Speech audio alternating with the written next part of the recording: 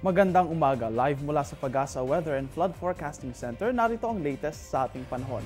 Time check po muna tayo, 11:07 ng umaga. Mga kaibigan, naglabas ng weather update at ng farm weather ang Pag-asa. Kaya po ating alamin kung ano nga ba ang maitutulong ito sa ating mga magsasaka ngayong araw.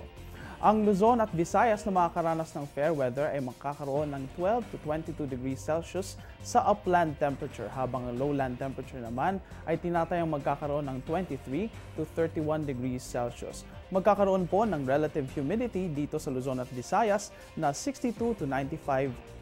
Ang relative humidity po ay ang moisture sa may atmosphere na siyang nakakatulong po sa pagtubo ng ating mga halaman, habang ang leaf wetness naman ay magtatagal ng 0 to 4 hours. Magiging moist rin po ang lupa dito sa mga areas na ito. Habang sa Mindanao naman na may chance ng rain showers o thunderstorms, ay may expected upland temperature na 21 to 30 degrees Celsius, habang ang lowland naman ay mayroong 24 to 32 degrees Celsius. Magkakaroon rin po ng relative humidity na 65 to 96% at leaf wetness na 0 to 4 hours ang itatagal, tulad sa Luzon at Visayas. Magiging moist rin po ang lupa riyan sa may Mindanao. Sa aming pagbabalik, ating alamin ang kondisyon ng mga alon sa dagat. Yan po matapos ang isang paalala. Thanks. Ang package. Ma'am, sabi ng Air 21 on the road na.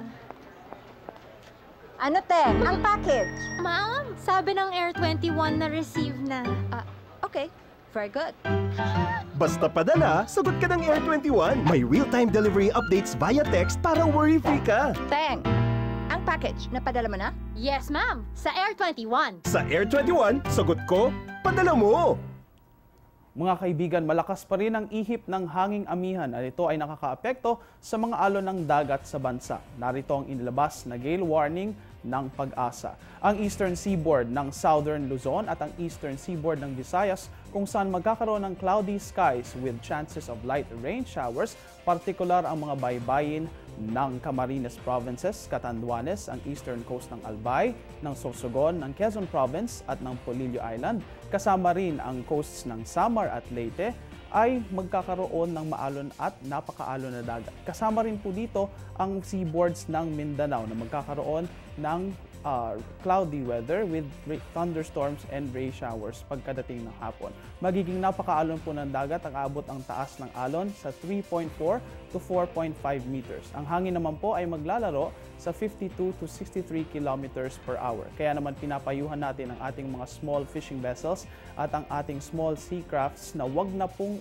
lumayag sa dagat dahil maaari po kayong mapahamak kung kayo ay maglayag. At ito rin po ay sinasabi natin para sa ating mga malalaking barko na maghanda na lamang po kayo para sa mga malalaking alon na maaari ninyong masalubong sa ating karagatan. At iyan po ang latest mula dito sa Pag-asa. Please check our official media accounts and our website para sa latest weather information. Mula dito sa Panahon TV kung saan walang pinipiling panahon ang pagbibigay impormasyon, ako po si Earl Figuracion. Magandang umaga.